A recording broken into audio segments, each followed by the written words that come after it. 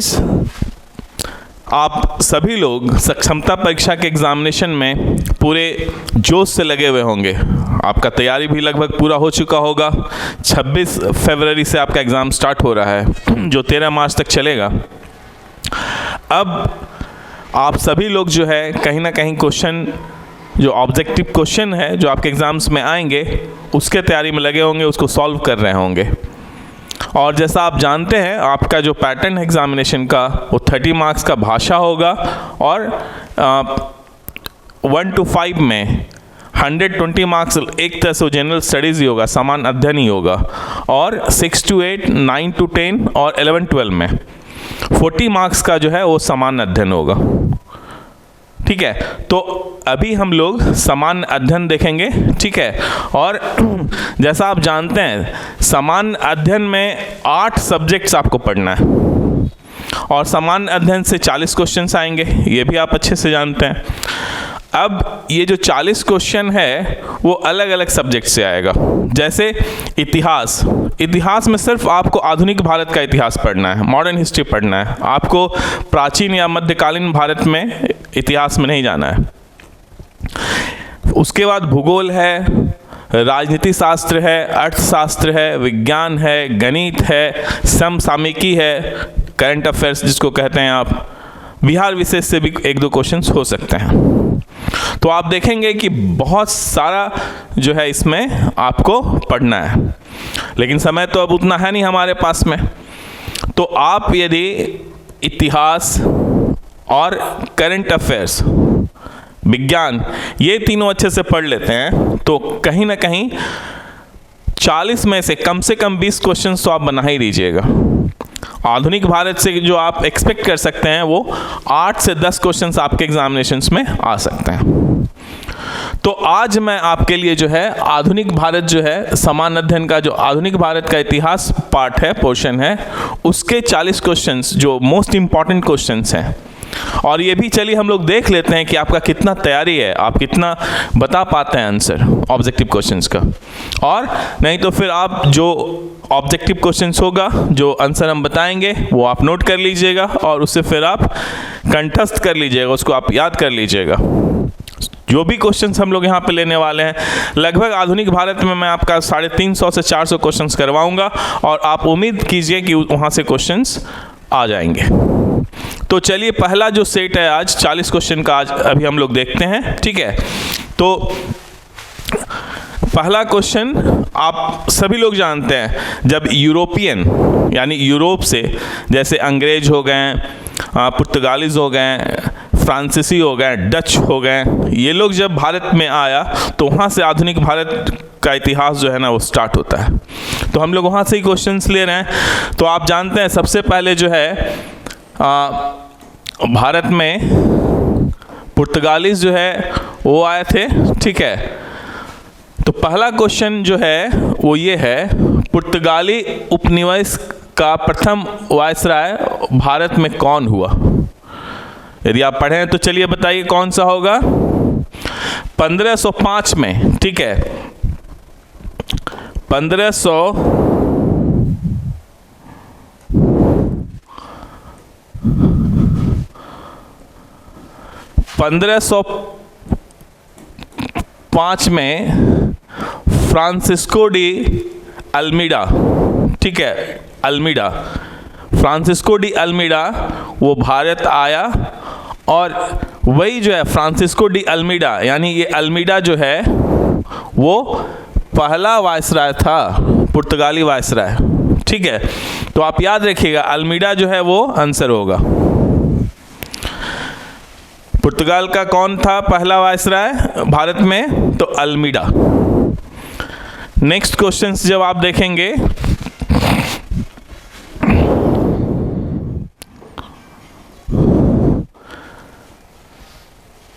Next question है, बंगाल की खाड़ी में समुद्री डकैती हेतु हुगली का उपयोग कौन करता था? हुगली जो है वो एक नदी है वेस्ट बंगाल में। ठीक है, पश्चिम बंगाल में एक नदी है हुगली, कलकत्ता से बहती है वो। तो बंगाल की मतलब स्टार्ट में क्या था, समुद्री मार्ग से ही व्यापार होता था, अभी भी होता है।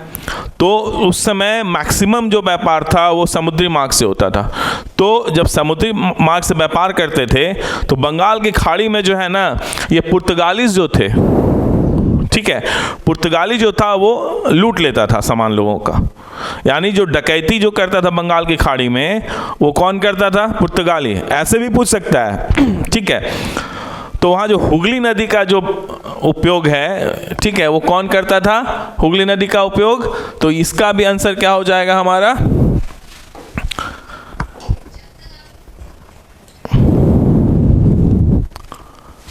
पुर्तगाली। क्या आंसर होगा? पुर्तगाली होगा, ठीक है। नेक्स्ट क्वेश्चंस हम लोग देखेंगे।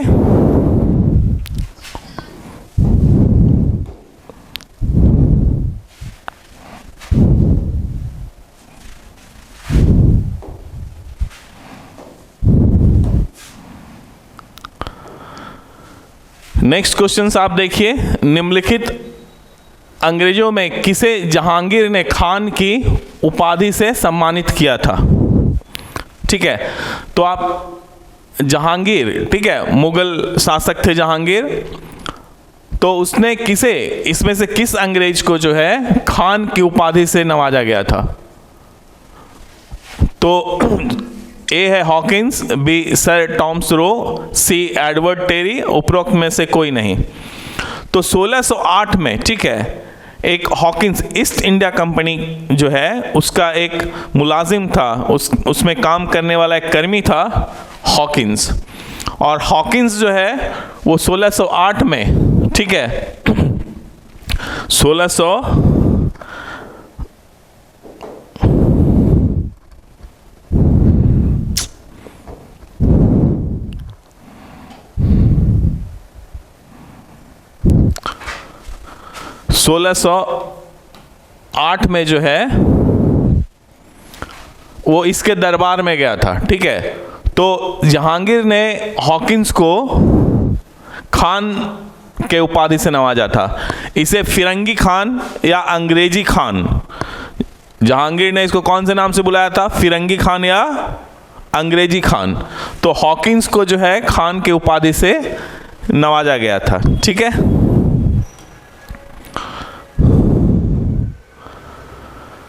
नेक्स्ट क्वेश्चंस देखिए आप,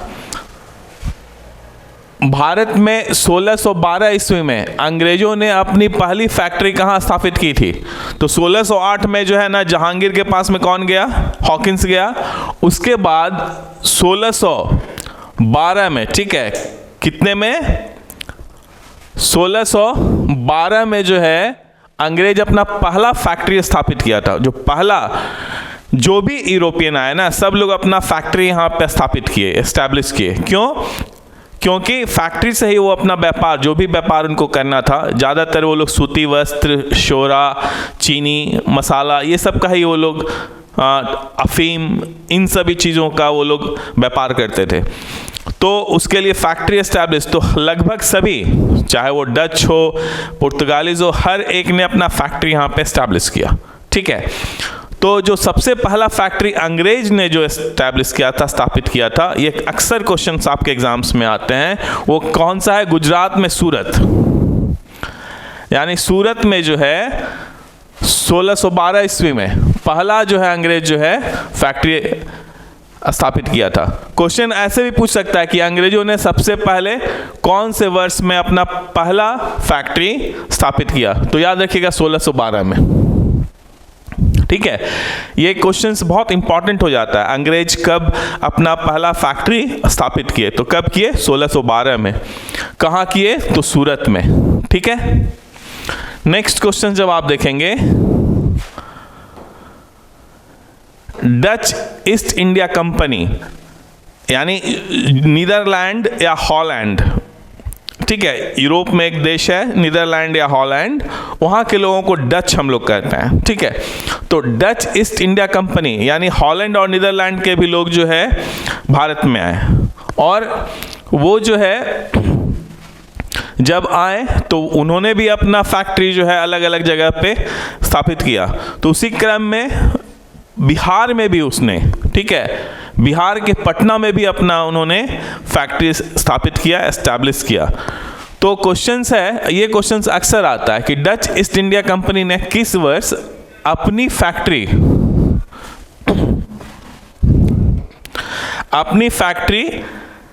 एस्टैब्लिश,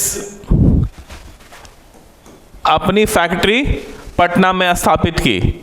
तो अभी जो पटना कॉलेज है ना, तो पटना कॉलेज का जो उत्तरी इमारत है वो डच का फैक्ट्री था, ठीक है। पटना कॉलेज का उत्तरी इमारत वो डच का ही फैक्ट्री था, ठीक है। तो उसने कब किया? 1632 में, याद रखिएगा, कब उसने एस्टैब्लिश किया? 1632 में। तो याद रखिएगा, डच ईस्ट इंडिया कंपनी अपना पटना में किस वर्ष में स्थापित किया था? तो 1632 में। ऐसे भी पूछ सकता है कि 1632 में डच ने अपना कहाँ, कौन से शहर में, बिहार के कौन से शहर में फैक्ट्री स्थापित किया? तो याद रखिएगा, पटना में, पटना 1932, ठीक है। नेक्स्ट क्वेश्चन जब आप देखेंगे,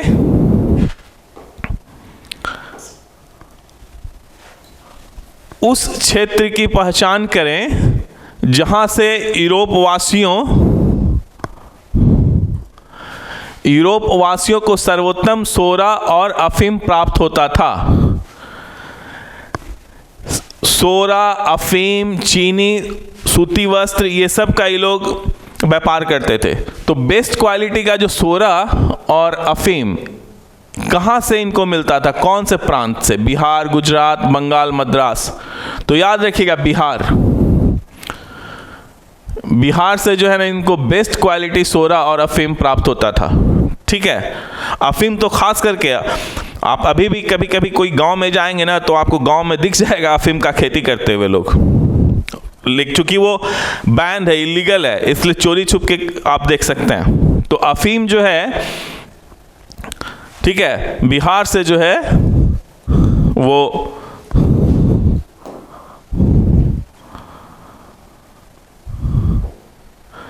अगला क्वेश्चन देखिए क्या है। अंग्रेजी शासन काल में भारत का कौन सा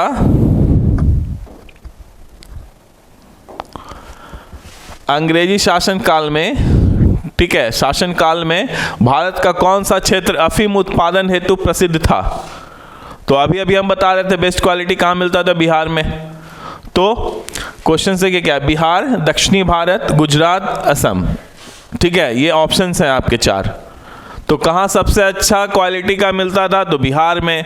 कहाँ सबसे ज़्यादा उत्पादन होता था और कौन सा क्षेत्र प्रसिद्ध था अफीम उत्पादन के लिए? तो ये फिर से बिहार होगा, यानी बिहार में अच्छे क्वालिटीज़ का ज़्यादा और अफीम उत्पादन के लिए क्षेत्र जो है ना जाना जाता था। तो याद रखिएगा, बिहार, ठीक है। नेक्स्ट क्वेश्चन जब आप देखेंगे,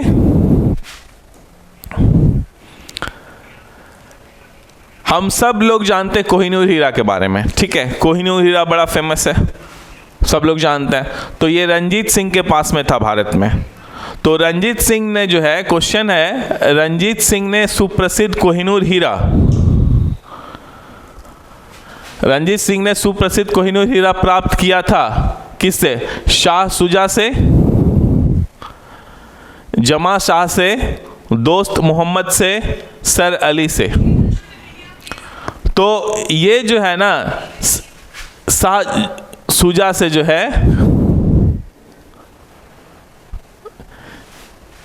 शाह शुजा, ठीक है, शाह शुजा से रंजीत सिंह जो है इसको युद्ध में समर्थन करने के लिए समर्थन किया था, इसलिए इसको जो है ना कोहिनूर हीरा वो शाह शुजा ने रंजीत सिंह को दिया था। तो आंसर क्या हो जाएगा? शाह शुजा।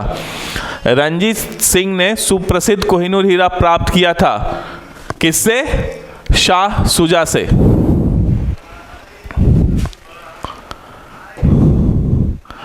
नेक्स्ट क्वेश्चंस देखिए, टीपू सुल्तान ने अपनी राजधानी बनाई कहाँ? बताइए, ये तो बड़ा आसान क्वेश्चन है, आप बता सकते हैं। टीपू सुल्तान ने अपनी राजधानी कहाँ बनाई थी? तो याद रखिएगा, श्रीरंगपट्टनम में। क्या आंसर होगा? श्रीरंगपट्टनम। ये यहाँ पे टीपू सुल्तान ने अपनी राजधानी बनाई थी। दूसरा देखिए, भारत में प्रथम रेलवे लाइन किस ब्रिटिश गवर्नर के समय बिछाई गई थी? ये तो आप बता दीजिएगा। अच्छा ये बताइए आप कि कौन से साल में सबसे पहले जो है रेलवे लाइन भारत में कौन से साल में बिछाई गई थी? तो 1853 में। अब पहला रेलवे लाइन कहाँ से कहाँ तक था बताइए? ये था मुंबई टू थाने, ठीक है, थाने तक। तो 1853 में कौन था, ठीक है, ब्रिटिश गवर्नर उस समय? तो लॉर्ड डलहौजी। तो लॉर्ड डलहौजी के समय में जो है प्रथम रेलवे लाइन बिछाई गई थी। कब? 1853 में, ये याद रखिएगा, ठीक है। और दूसरा कहाँ? वेस्ट बंगाल में बिछाया गया था, ठीक है, कलकत्ता से। नेक्स्ट क्वेश्चन, 1857 में भारत का गवर्नर जनरल कौन था? ठीक है, ये बताइए कौन था? आपको पता है 1857 में जो ना प्रथम जो है फर्स्ट इंडिपेंडेंस वार जो है, स्वाधीनता संग्राम जो है 1857 में ही हुआ था, ठीक है, 1857 में। तो आप बताइए उस समय कौन था, इसमें से कौन उस समय जो है भारत का गवर्नर जनरल था? तो 1857 में लॉर्ड कैनिंग था, ठीक है। कैनिंग के टाइम में जो है 1857 का स्वतंत्रता संग्राम जो है वो हुआ था, प्रथम स्वतंत्रता संग्राम जिसको आप लोग कहते हैं, ठीक है।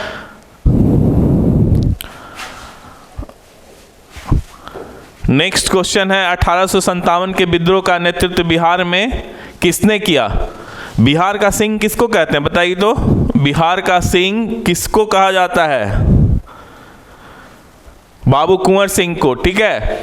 तो 1857 के विद्रोह का नेतृत्व बिहार में किसने किया? खान बहादुर खान, कुंवर सिंह, तात्या टोपे, रानी रामकुमारी।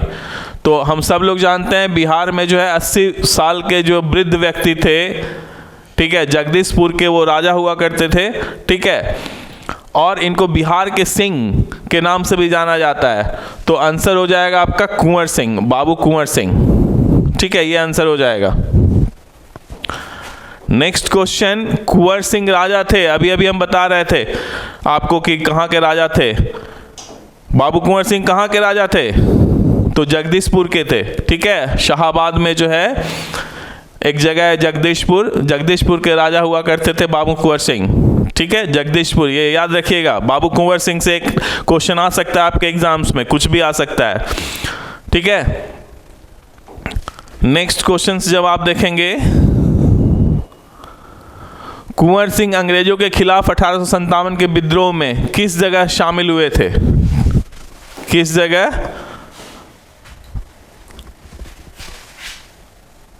किस जगह शामिल हुए?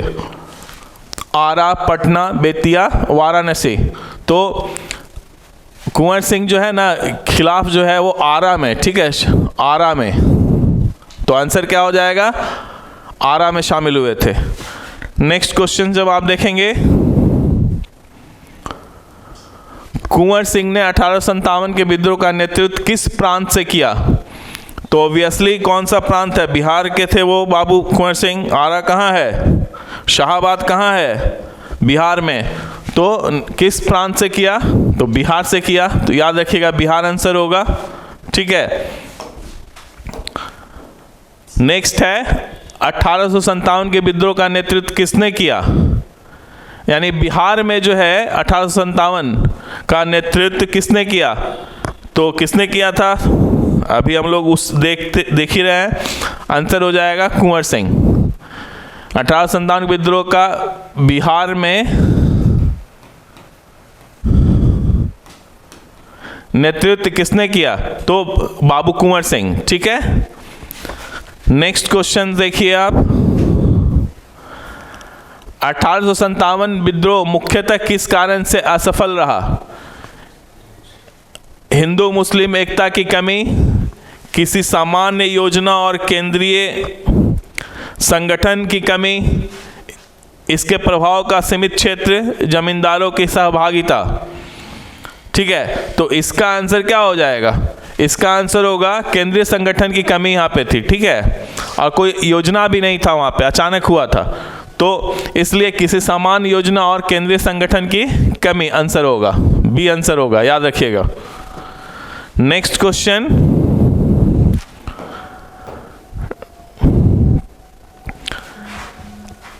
अभी 1800 देखिए, सावरकर जो थे उन्होंने कहा था कि ये राष्ट्रीय स्वतंत्रता संग्राम था, पहला स्वतंत्रता संग्राम था। ठीक है, लेकिन अंग्रेज इस चीज को मानने को तैयार नहीं थे। तो क्वेश्चन है, निम्नलिखित में किसने 1857 के विद्रोह को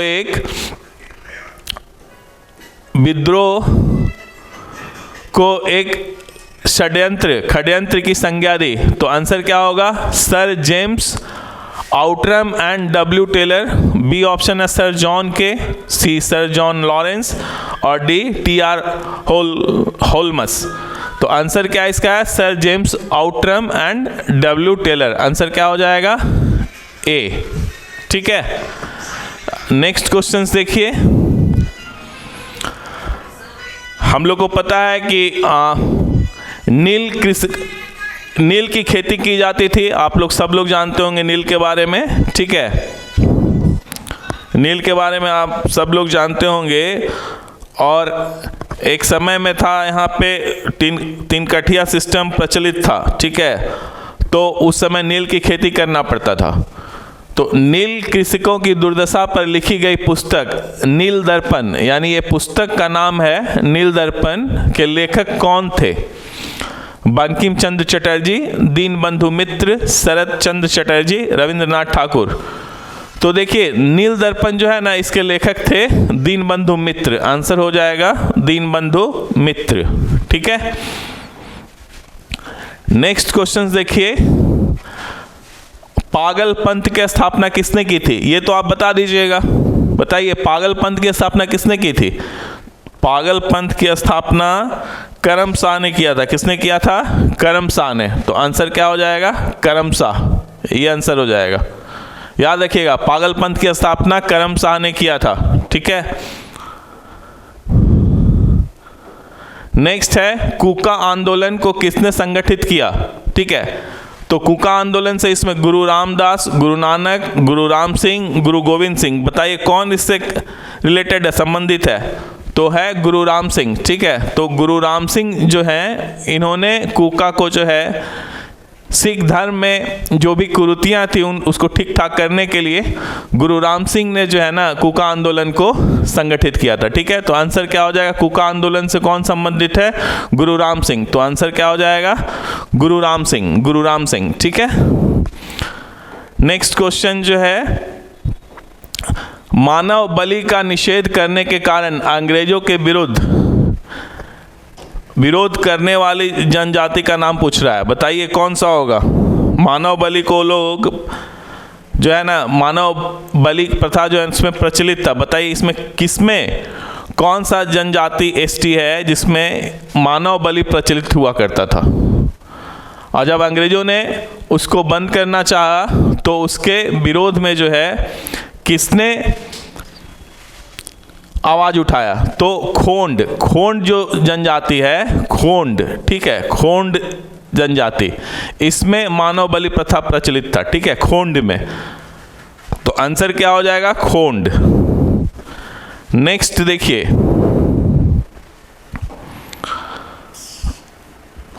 आपको पता है कि जनजातीय विद्रोह भी जो है आधुनिक भारत का एक बहुत इंपॉर्टेंट पार्ट है। ठीक है, तो नेक्स्ट क्वेश्चन है, छोटा नागपुर जनजाति विद्रोह कब हुआ था? छोटा नागपुर जनजाति विद्रोह कब हुआ था? बताइए इसका आंसर।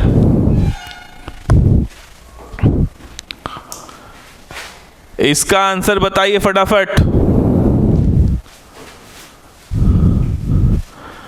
नेक्स्ट जो है छोटा नागपुर में हुआ, उसके बाद आप देखेंगे मुंडाओं ने विद्रोह खड़ा किया, यानी मुंडा जो है आप झारखंड में देखिएगा एक जनजाति है, तो उन लोगों ने भी जो है ना विद्रोह खड़ा किया था, जिसके बिरसा मुंडा, ठीक है, नेतृत्व करते थे।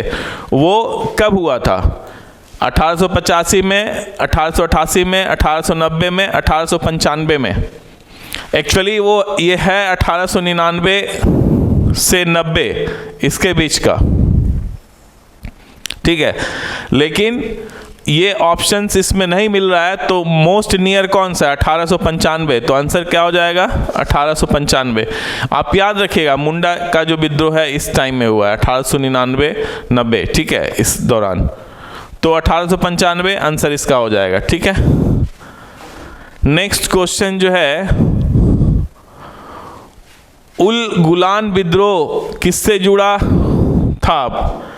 यानी कौन से जनजाति से, कौन से इसमें कौन है जिनसे उल गुलान विद्रोह जुड़ा हुआ है? संथाल, कच्छा नागा, कोल और बिरसा मुंडा। तो आंसर उल गुलान जो है ना वो बिरसा मुंडा से जुड़ा हुआ है, याद रखिएगा। उल गुलान किससे जुड़ा हुआ है? बिरसा मुंडा से। तो आंसर हो जाएगा इसका बिरसा मुंडा। एक्चुअली पहले हम लोग पढ़ाते और उसके बाद जब क्वेश्चंस करवाते हैं ना, तो ये आपके लिए बड़ा आसान हो जाता, फटाफट आंसर करते चल जाते हैं। लेकिन चूंकि समय नहीं है, जो नेक्स्ट सक्षमता होगा उसके लिए स्टार्ट से हम लोग पढ़ेंगे और बड़ा एक एक चीज़ जो है ना अच्छे से समझा देंगे, ताकि जब आप क्वेश्चन प्रैक्टिस करने जाएँ तो आराम से जो है ना आप फटाफट आंसर दे पाएँ, ठीक है। लेकिन अभी तो समय कम है, 26 से आपका एग्जाम है, सो आप जस्ट याद कर लीजिएगा उल गुलान विद्रोह कब हुआ, सॉरी कौन उससे जुड़ा हुआ था? तो बिरसा मुंडा उससे जुड़ा हुआ था।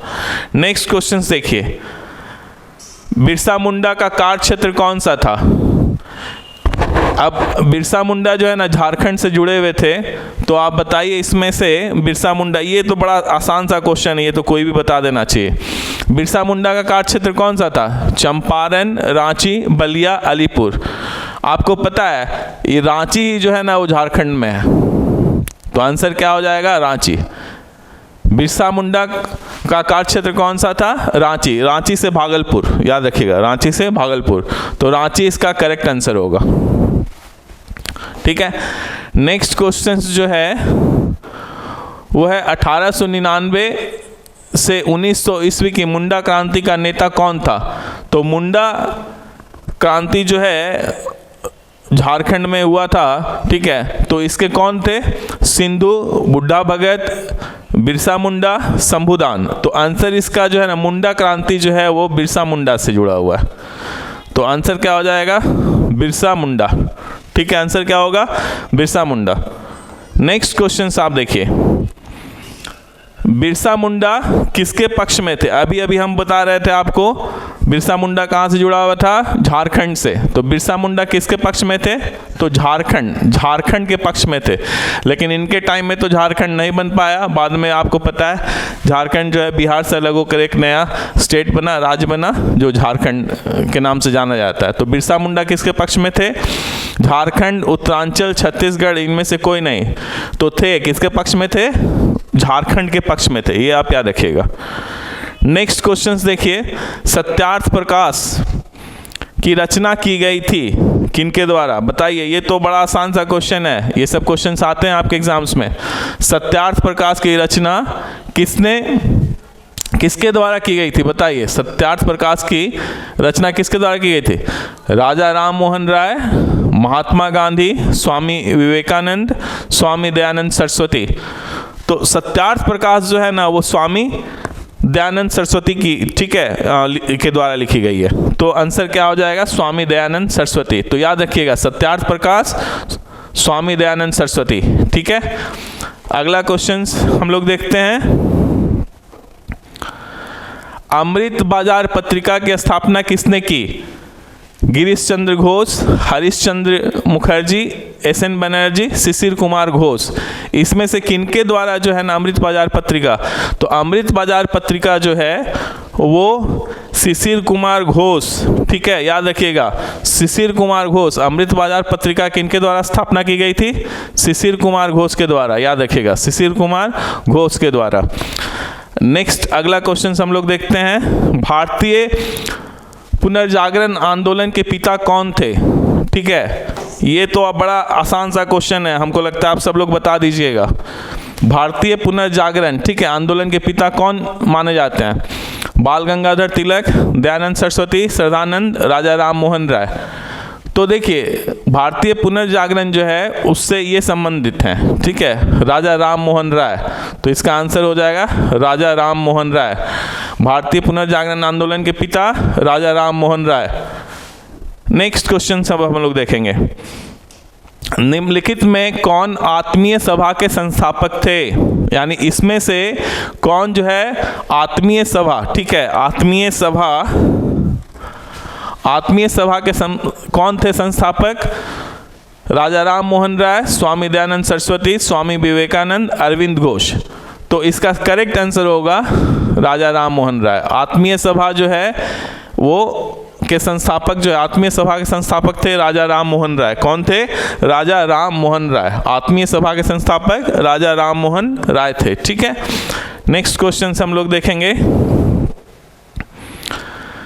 ब्रह्म समाज की स्थापना, ठीक है, स्थापना हुई थी, वर्ष पूछ रहा है, ठीक है, कौन किस वर्ष में जो है ब्रह्म समाज की स्थापना हुई थी? जो मोस्ट क्लोजेस्ट आंसर इसका है, ठीक है, अलग अलग इसमें मिलता है, लेकिन इसका जो मोस्ट एप्रोप्रिएट आंसर हो जाएगा वो हो जाएगा 1829 में, ठीक है, बी। नेक्स्ट क्वेश्चन जो है, नेक्स्ट क्वेश्चन देखिए, सती को गैर कानूनी किसने घोषित किया? सती को किसने जो है ना, आपको पता है पहले सती प्रथा हुआ करता था, तो इसको जो है किसने गैर कानूनी घोषित किया? ये क्वेश्चंस जो है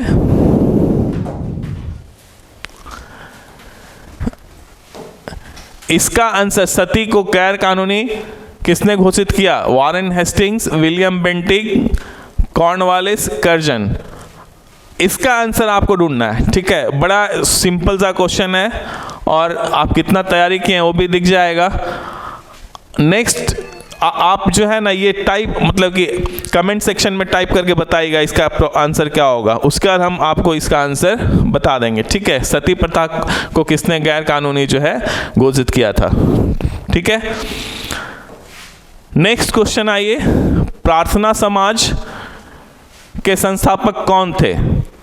बताइए कौन थे? ये भी आसान सा क्वेश्चन है, ये सब क्वेश्चन हमेशा आता है, ये सब एकदम याद होना चाहिए, याद होना चाहिए, हमेशा ये सब क्वेश्चंस आता है, कहीं पे भी आप जब जाएंगे तो आपको ये सब क्वेश्चंस मिलेगा। प्रार्थना समाज के संस्थापक कौन थे? आत्माराम पांडुरंग तिलक, एनी बेसेंट, रास बिहारी घोष। इसमें से बताइए आप। तो आंसर जो है इसका हो जाएगा आत्माराम पांडुरंग। प्रार्थना समाज से कौन संबंधित है? आत्माराम पांडुरंग। यानी आत्माराम पांडुरंग ने प्रार्थना समाज का जो है स्थापित किया था, ठीक है, संस्थापक ये थे। नेक्स्ट क्वेश्चन आप देखिए, नेक्स्ट क्वेश्चन हमारा दयानंद सरस्वती द्वारा स्थापित है। बताइए, तो एकदम आसान सा क्वेश्चन है, आप सब लोग जानते हैं। दयानंद सरस्वती कौन से समाज का स्थापना किए थे? ब्रह्म समाज, आर्य समाज, प्रार्थना समाज, बहुजन समाज। इसमें से क्या? तो आप सभी लोग जानते हैं क्या हो जाएगा? Arya Samaj. Arya Samaj is correct answer. Arya Samaj जो है वो दयानंद सरस्वती द्वारा स्थापित किया गया था, ठीक है। नाउ नेक्स्ट क्वेश्चन हम लोग देखेंगे,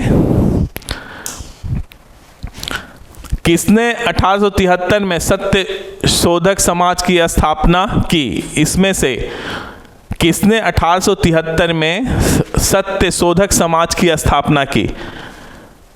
चॉइस ए गोपाल कृष्ण गोखले, बी ज्योतिबा फुले, सी शिवनाथ भास्त्री और डी उपरोक्त में से कोई नहीं। आप बताइए कौन किए थे इसको? सत्य शोधक समाज का स्थापना जो है वो किया गया था ज्योतिबा फुले के द्वारा, ठीक है, याद रखिएगा, ज्योतिबा फुले महाराष्ट्र के थे ये। तो इनके द्वारा 1873 में सत्य शोधक समाज की स्थापना की गई थी, याद रखिएगा ये, ठीक है, बहुत इंपॉर्टेंट क्वेश्चन है। अगला क्वेश्चन है, थियोसॉफिकल सोसाइटी की स्थापना किसने की? ठीक है। थियोसॉफिकल सोसाइटी की स्थापना किसने की?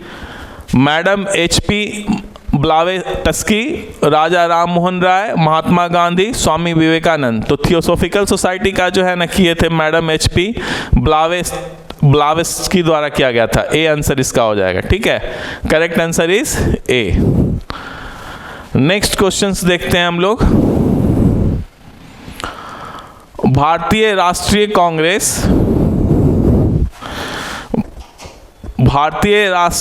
कांग्रेस की प्रथम महिला अध्यक्ष कौन? राष्ट्रीय कांग्रेस की प्रथम महिला अध्यक्ष कौन थी? कस्तूरबा गांधी, श्रीमती एनी बेसेंट, सरोजनी नायडू और भक्ति लक्ष्मी देसाई। तो इसका क्या आंसर करेक्ट होगा?